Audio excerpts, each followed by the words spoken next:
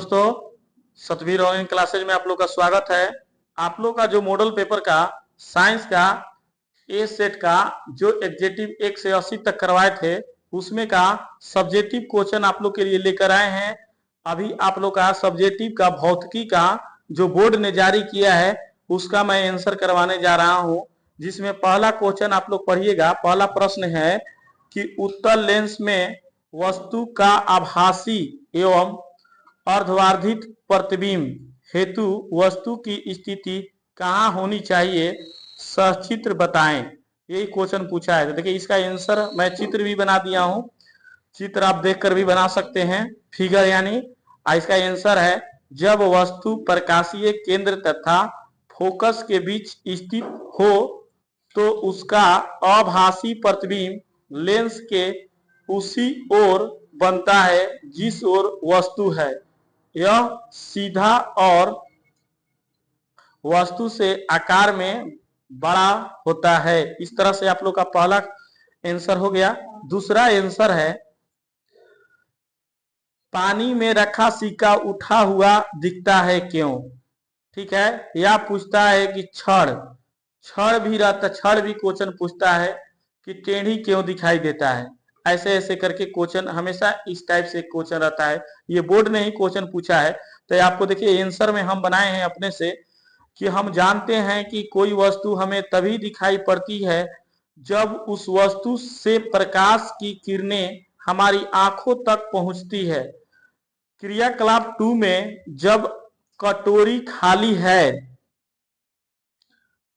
है और आंख ई पर है, तो चित्र ए, तब प्रकाश की कोई किरण सिक्का ए से आंख तक नहीं पहुंच पाती है, इसलिए सिक्का नहीं दिखाई पड़ता है। जब कटोरी में पानी डाला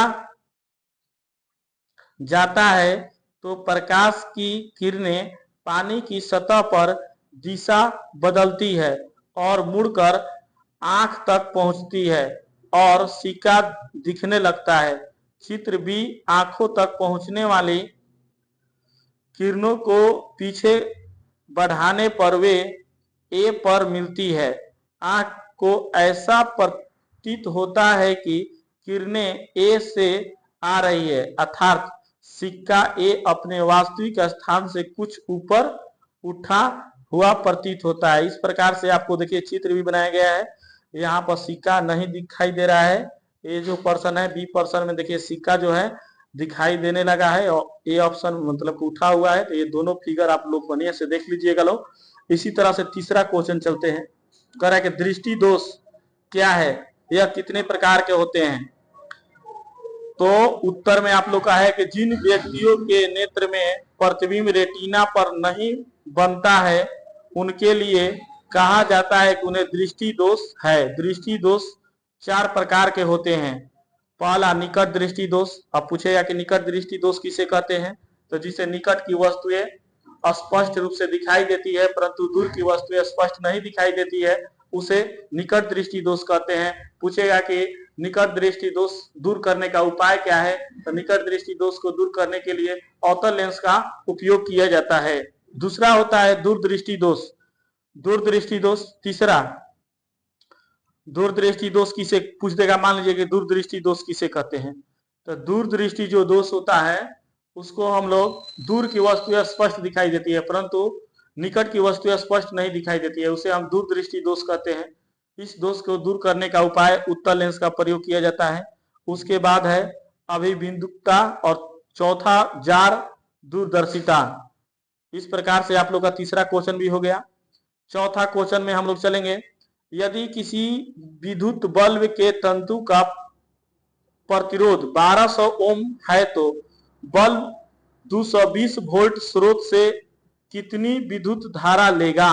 ये आप लोग का क्वेश्चन है, प्रश्न है। तो देखिए बनेगा ये कि V बराबर आई आर, यानी तंतु धारा I बराबर V बटा आर, तो 220 वोल्ट बटे 1200 वोल्ट ओम भाग दे देंगे तो इतना आ जाएगा। इस प्रकार से आप लोग का 4 नंबर भी हो गया। 5 नंबर में चलेंगे। कह रहा है कि उस युक्ति का नाम लिखिए जो किसी चालक के सिरों पर विभवांतर बनाए रखने में सहायता करती है। तो इसका आंसर हो जाएगा विभव मापी।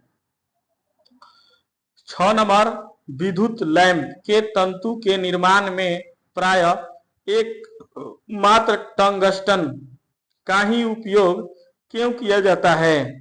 आंसर हो जाएगा आपको टंगस्टन का प्रतिरोधकता 5.2 गुना 10 के पावर -8 ओम मीटर है, अर्थात अति उच्च है। अतः यह बिना अधिक गर्म हुए प्रकाश देर तक दे सकता है। इसका गलनांक 3300 डिग्री सेल्सियस है, अतः यह जल्दी गलता नहीं है। 7 नंबर है प्रश्न, विद्युत मोटर का क्या सिद्धांत है? आंसर हो जाएगा जब किसी कुंडली को चुंबकीय क्षेत्र में रखकर उसमें धारा प्रवाहित की जाती है तो कुंडली पर एक बल्ब युग्म कार्य करने लगता है जो कुंडली को उनके अक्ष पर घुमाने का कार्य करता है। 8 नंबर है, आपको दो ऊर्जा स्रोतों के नाम लिखे। तो पहला हो जाएगा कोयला और दूसरा पेट्रोलियम। ये भी आंसर हो गया। अब हम लोग देखेंगे आप लोग का दीर्घ उत्तरीय में पूछा है। देखिए कि बायोगैस संयंत्र की मूल बनावट तथा क्रिया को वर्णन करें। देखिए ये आप लोग को फिगर बना दिया गया है। ये गहरा भाग होता है और इस भाग में मिट्टी होता है, इसमें गैस की टंकी होती है, ये मिट्टी होता है, ये खाद होता है और ये खाद का निकास होता है और यहाँ पर ये गैस निकलता है, चूल्हा रहता है। ठीक है, तो इसी का आंसर देखिए यहाँ लिखा गया है कि यह संयंत्र ईंटों से बना एक गुलबंद रूप संरचना है जो गोबर और पानी का गहरा मिश्रण टंकी में बनाया जाता है, जहां से यह परिचित्र में पहुंचाया जाता है। परिचित्र एक ऐसा बंद कोष्ठ है जिसमें ऑक्सीजन मौजूद नहीं रहता है। अनॉक्सी सूक्ष्म जीवाणुओं जिन्हें ऑक्सीजन की आवश्यकता नहीं है, गोबर गाढ़ा के जटिल यौगिक को विघटित करती है। विघटित प्रक्रिया को पूरा होने में कुछ दिन लगते हैं और तब यह मीथेन, कार्बन डाइऑक्साइड, हाइड्रोजन और हाइड्रोजन सल्फाइड जैसे गैसों को उत्पन्न करती है। बायोगैस को सचित्र के ऊपर गैस टंकी में जमा किया जाता है। इस प्रकार से आप लोग का 9 नंबर का आंसर समाप्त हो गया। 10 नंबर, सौर कुकर का उपयोग करने के क्या लाभ तथा हानियां है? देखिए लाभ बता रहे हैं। सौर कुकर सस्ता होता है। रोमन संख्या 2 यानी बी, अनेक बर्तनों में भिन्न भिन्न खाद्य पदार्थों को कुकर के भीतर रखा जा सकता है और इसलिए वे एक साथ पकाए जा सकते हैं। और सी में ऑप्शन मैंने सी में रोमन संख्या, ये कुकर ईंधन जैसा जलावन, लकड़ी, एलपीजी आदि की खपत कम करता है।